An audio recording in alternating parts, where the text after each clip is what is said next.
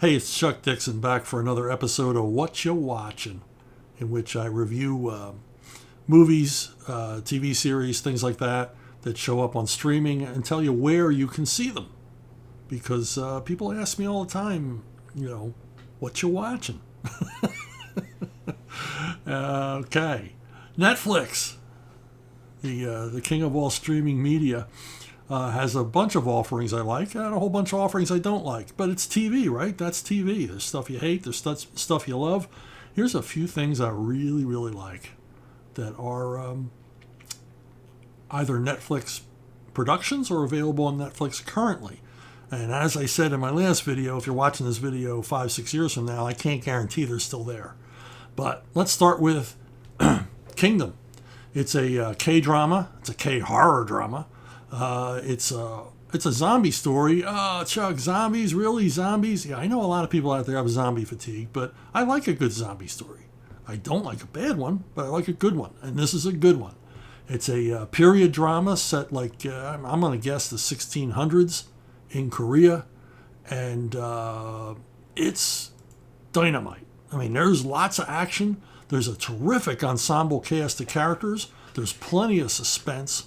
It has a somewhat different take on zombies in that these zombies can't wander around during the day, which leads to some really, really creepy daytime sequences. And it's like every good zombie novel. It's bloody and grisly, and sometimes it's a downer.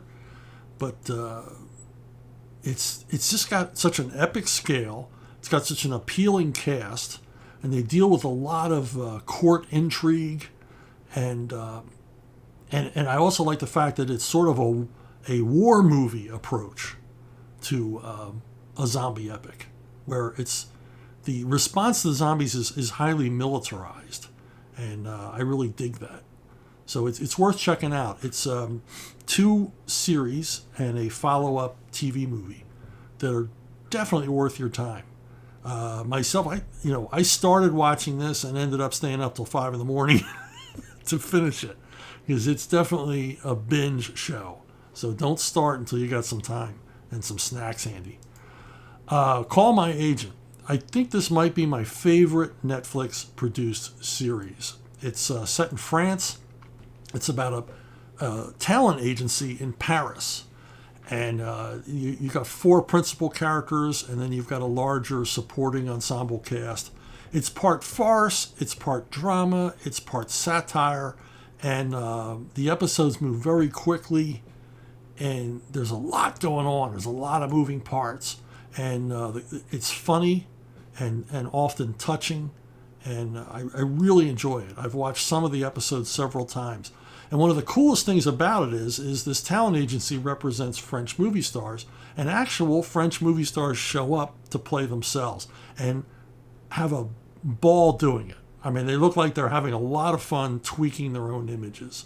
There's a terrific episode with Monica Bellucci. Isabella Gianni shows up in an episode and is very, very funny. Sigourney Weaver arrives. They represent her for a film shoot in Paris, and she has a great time playing with her image as a domineering, pushy broad. And she plays the ugly American to a hilt, and appears to have a blast doing it. And my favorite is Jean Dujardin as a character, as an actor playing himself. Playing himself as an actor who can't seem to escape his most recent role. He's delved so deep into his method that he's trapped in this character, and and hasn't bathed in months, shaved or bathed in months. It's one of my favorites. But it's an excellent series. I think it ran 5 seasons. It did conclude, but it's bright, it's funny, it's witty, and I've watched some of the episodes several times because it's just a class act all the way around. In general, I enjoy the foreign productions with Netflix far more than the domestic ones, because the foreign productions seem free of the sort of woke attitude that infests too many Netflix produced shows and every Amazon produced show. Godless. Godless is a Western written and directed by Scott Frank. It's a limited series. I think it's 6 episodes of varying lengths, and it's a rockin' Western. And I'm saying this as a Western fan. It's got all the goodies. Jack O'Connell is in the lead, along with I'm reading these names because I'm not that familiar with these actors' names. Michelle Dockery. Michelle Dockery, you may know from Downton Abbey.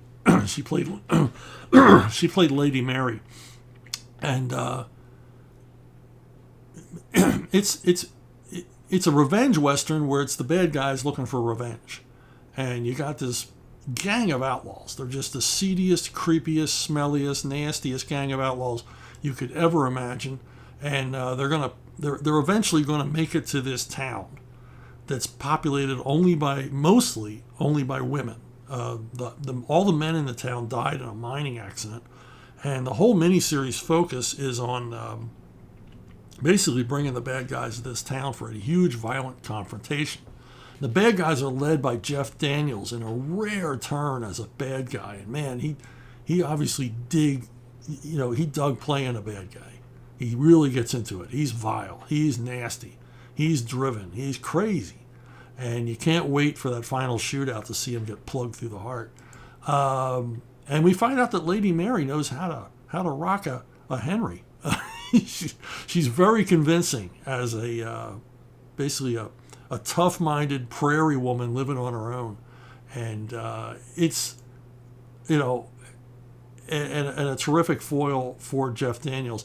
And the thing is, before you think, oh, it's a feminist Western, because it's got a large female cast, the men, unlike most female-centric stories, the men aren't treated like boobs and idiots and morons. The men and the women in the story are on equal footing. And, to me, it's an accurate presentation of the Old West, because women were a civilizing influence on, the Wild West. The women arrived and made it less wild, which was a good thing. But most importantly, and the most important thing about any Western is all of the issues created in the movie, and there are a lot of issues created, not in the movie, miniseries, all of the issues created in the miniseries are resolved through violence. And that's what a Western is. It's a story in which all the problems are solved by all the right people getting killed. And the climactic shootout is a pip. So Scott Frank's done a good job. I hope he returns to the Western genre. He's had a lot of success with Ntflix with The Queen's Gambit as well. So hopefully he'll stick around Ntflix and return to bring us another Western sometime. But I liked it. I've watched it twice through, and it's enjoyable stuff. It gets my stamp of approval for a cowboy story. The Outpost is currently on Netflix. I don't believe it's a Netflix production. It is a quite frank, quite brutal retelling of a true story of a unit in Afghanistan who are tasked with putting themselves into this forward operating base. This is an accurate portrayal of what the base was like in Afghanistan. It was surrounded on all sides by high ground. It seems like these guys were just put out for bait, and that's what happens. They draw, every Taliban and Al-Qaeda nut job down on them in an epic battle. Scott Eastwood's very good in this movie. It's, I think, the first movie I've seen him in where they didn't just expect him to be a clone of his dad. He very much shows off his own acting style. Orlando Bloom, who was virtually unrecognizable in this movie, playing an American soldier. And it's just a solid war flick. And like any war movie, it's an anti-war movie. You can't make a good war movie that doesn't have anti-war elements, because nobody likes war, especially soldiers. And but it portrays the best of man, the worst of man, and the brotherhood and loyalty these guys show to each other. I mean, these were real life Medal of Honor winners, and the risks they take for each other. and the impossible situation they are put in, and yet come out triumphant, bloodied but unbowed. It's quite an inspiring story, and it's wonderfully shot. It's shot unlike most war movies I've ever seen. They really get in close and tight and personal. The movie really draws you into the action in a way that's rare in an action film. The editing is superb.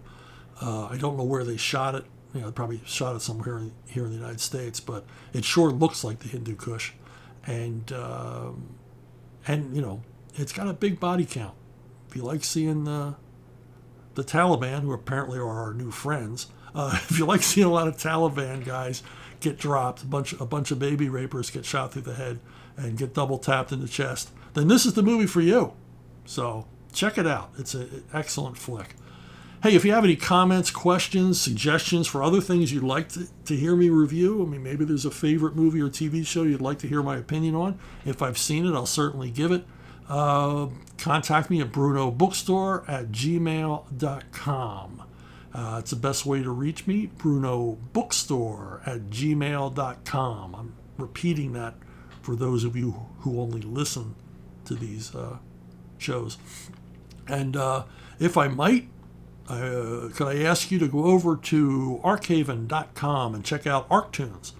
It's a digital platform, now has 2 million views. We've only been around a few months. It's becoming increasingly popular. It's free comics. It's every genre you could possibly imagine, from humor to horror, science fiction, espionage, crime, fantasy. You have it. Superheroes. It's got superheroes, and it's free. It's high res. You can watch it on any device, all the way up to the big screen in your family room. That's it for me. See you next week. Keep watching, and thanks for the support.